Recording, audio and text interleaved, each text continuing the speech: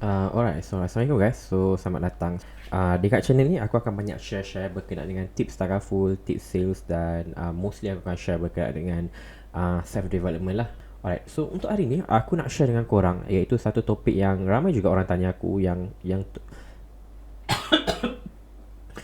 topik ni menjadi satu topik yang sangat hangat dulu pada waktu dulu waktu aku benar-benar nak jadi ejen, dan aku pasti juga ramai yang tengok video aku ni adalah daripada di kalangan ejen-ejen baru, iaitu konsultan-konsultan baru yang dalam bidang insurans, bidang Takaful atau bidang unit trust lah.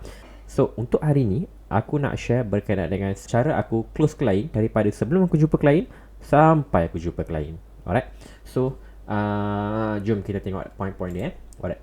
So yang step yang pertama untuk 7 sell step. Alright, yang pertama sekali bila aku jumpa klien, benda yang pertama sekali aku akan buat, aku akan repo dengan klien. Alright. So repo ni sangat penting. Apa itu repo? Repo ni adalah kita build connection dengan klien kita. Kita punya goals untuk step pertama ni, kita punya matlamat untuk step pertama ni adalah kita kena buat klien tu rasa selesa dengan kita. Alright. Apa tips untuk repo? Alright, ada beberapa tips lah yang aku cuba amalkan. Alright, yang pertama, bila kita nak repo dengan klien, benda paling penting adalah kita kena sentiasa puji dia. So itu antara cara-cara untuk kita repo, dan itu adalah apa yang aku buat lah.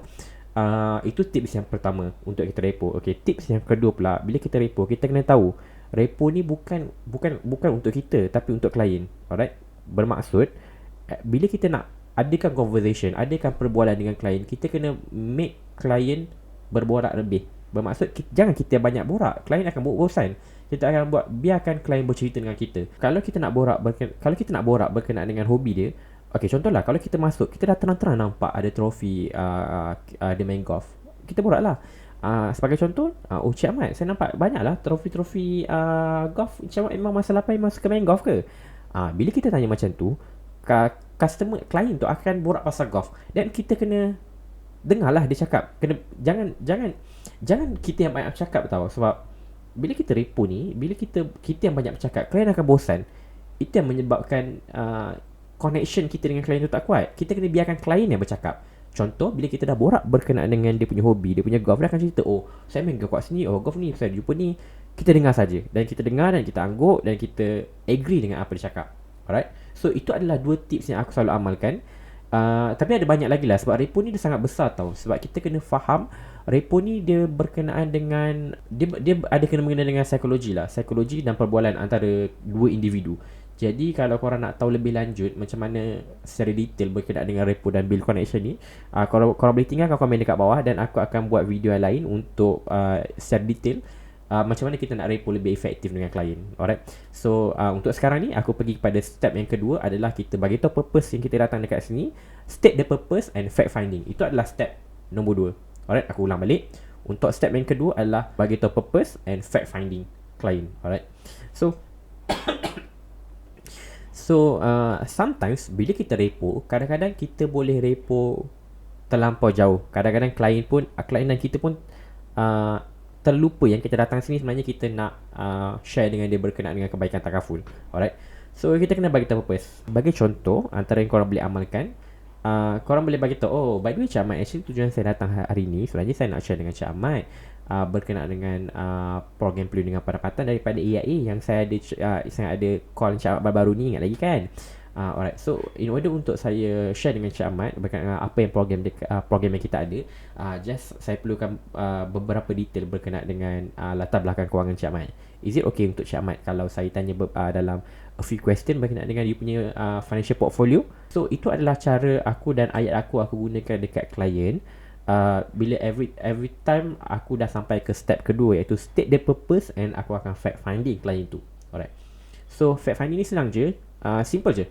Fact finding ni korang kena tahu dekat mana klien tu simpan duit. Alright, either klien tu simpan duit dekat ASB ke, dekat tabung haji ke, dekat insurance ke. Tu paling penting lah, insurance ke Takaful, kena tahu apa yang dia ada.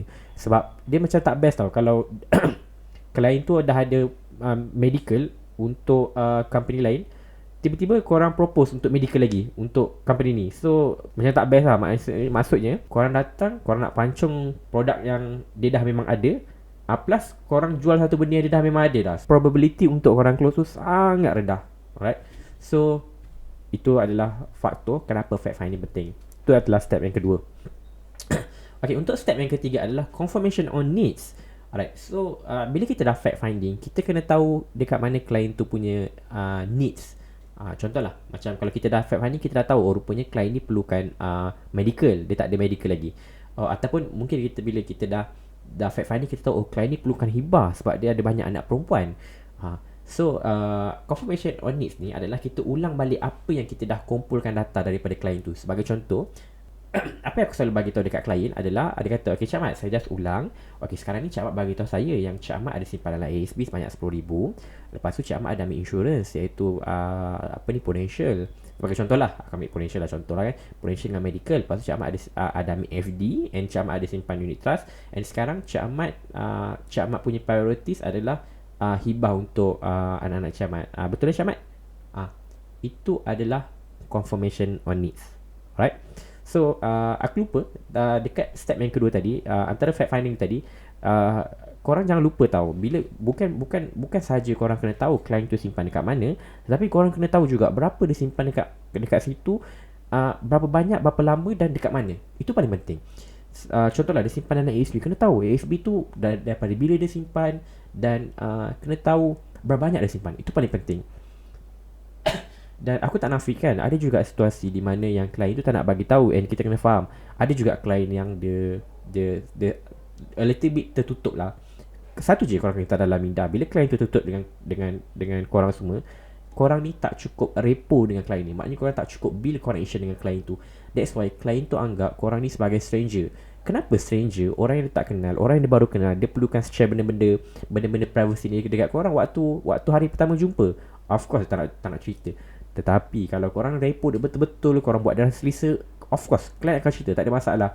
Aku ada pengalaman yang klien tu dia ada 1 million dalam account, tapi dia cerita juga pada first day. Dan ada juga klien ada juga pengalaman di mana klien tu simpan 5,000 je, tapi dia susah betul nak cerita sebab yelah, aku faham sebab waktu tu repo yang tak betul.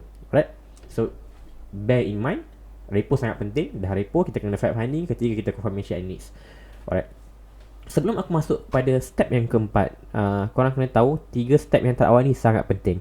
3 step ke awal ni akan menentukan 70%, 70% probability untuk korang close.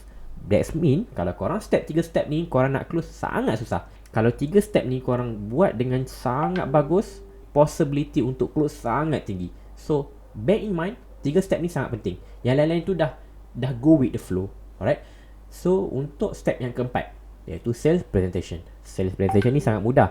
Sebenarnya kadang-kadang untuk ejen-ejen baru, ramai orang alright. Sebab sebab aku dulu pun pernah jadi ejen baru. Ramai ejen-ejen baru, terutama aku waktu dulu, aku ada misconception berkenaan dengan sales presentation. Aku fikirkan kebanyakannya orang yang close banyak, orang yang close besar adalah presentation dia orang wow. Sebenarnya tak tahu. Based on pengalaman aku, sales presentation ni kita kena make it simple. Presentation ni kau tak perlu complicated sangat, tak perlu nak wow sangat, tak perlu nak bombastic sangat. Sebab kita kena faham, kita jual insurance ataupun tagaful. Insurance dan tagaful ni basically kita adalah jual protection. So dia satu benda yang kita boleh panggil straightforward punya produk. Dia tak adalah macam pusing sana. Okay, contohlah simpan RM10,000, esok dapat RM1,000, esok lagi dapat RM1,000. Dia tak macam tu tau. Dia macam you simpan, anything happen, kita akan bagi protection dekat you, unless you jual produk-produk yang lain lah. So that's mean untuk sale presentation ni korang kena keep it simple lah. Sebab seriously, percaya cakap aku, sebab kalau korang dah buat 3 step tu, everything should be okay. Alright. So itu step yang keempat. Step yang kelima adalah handling objection. Of course lah, bila kita buat sale, kita ada handling objection. Alright, handling objection punya pro tips aku nak share dengan korang. Kita menggunakan konsep, aku menggunakan konsep ADR. Apa itu ADR? ADR tu adalah align, diffuse dan redirect. Ada a few lah orang yang panggil dia Tai Chi. Dia merangkumi technical things. Sebagai contohnya, dia ada fikir, dia ada cakap tak ada duit, tak cukup bajet, bincang husband, bincang dengan wife, bincang dengan anak, bincang dengan kucing, macam-macam lah. So itu adalah step kelima. Step keenam adalah close case lah. So close case senang je. Korang kena tahu killer point, killer words, macam mana korang nak close case. Macam aku senang je. In order untuk aku close case, apa yang aku perlu daripada klien adalah IC lah basically. So just as a simple things. Okay Cik Ahmad, manakah Cik Ahmad rasa program ini membantu Cik Ahmad?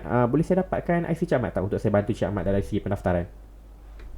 Simple Saya minta IC je. Ataupun aku akan bagi tahu dengan klien, Cik Ahmad, ini aku akan guna ayat ni kalau klien ni dia a little bit macam mana susah sikit lah. So aku akan panjang sikit aku punya closing words. Alright, aku akan cakap macam ni. Okay Cik Ahmad, memandangkan Cik Ahmad rasa program ni membantu Cik Ahmad, dan memandangkan Cik Ahmad rasa untuk Cik Ahmad simpan setiap bulan RM100 dalam takaful tak menjadi masalah. Jadi in order untuk saya bantu Cik Ahmad, boleh saya dapatkan IC Cik Ahmad untuk saya bantukan dari segi pendaftaran? Memanglah ayat-ayat aku ada ulang-ulang sikit kan, tapi basically memang itu ayat yang aku gunakan. Alright, maybe korang boleh gunakan ayat ini, tapi korang boleh twistkan sikit berdasarkan korang punya keselesaan. Alright, so itu adalah close sale. Bila dah close sale, yang step last ni pun penting, jangan sesekali skip. Alright, step yang last sekali adalah sales after service. Alright, so apa itu sales after service adalah bila korang dah close, janganlah tinggalkan klien. Korang kenalah servis dia bila ada birthday, wish dia hari raya, bagi tahu wish dah hari raya, happy new year, maudi rasul. So sentiasa kena wish lah. So setahun sekali bagilah klien hadiah waktu birthday ke. Ada tak bagi hadiah, bagi kad, tak kisah. Kadang-kadang even contohlah hadiah kita ni kita bagi, kita rasa sia-sia, buang duit minyak, buang everything. Tapi kita kena tahu, bila kita dah servis klien macam tu, klien ni akan bagi lagi klien-klien yang lain. Jadi benda ni akan membantu korang untuk mendapatkan referral. Alright, so usually kalau aku sendiri akan minta referral kat klien after aku close sale. Tapi bukan on the same day lah. Idea waktu aku pulang polisi ke, ataupun waktu aku servis ke, aku akan minta referral. Korang kena faham, kalau seorang yang jutawan, kawan-kawan dia pun jutawan. Kalau seorang datuk, kawan-kawan dia pun datuk. Kalau seorang mekanik, kawan-kawan dia pun mekanik. That's why aku suka untuk minta referral dekat klien-klien aku. Alright, sebab aku tahu orang yang macam dia, orang macam ni adalah ada kesedaran untuk membeli takaful atau membeli untuk merancang masa depan lah. Dan aku pasti dia ada kawan-kawan yang sama macam dia. Alright, so that's why sale after service dan referral tu penting. Alright guys, so itu saja untuk sharing aku hari ni. So aku akan share lagi untuk video-video akan datang. So kalau korang yang tengok video ni, kalau korang rasa perlukan, korang ada idea untuk konten apa lepas ni, just tinggalkan komen dekat bawah. So aku akan balas komen korang kalau aku free. Alright, thank you guys. So assalamualaikum.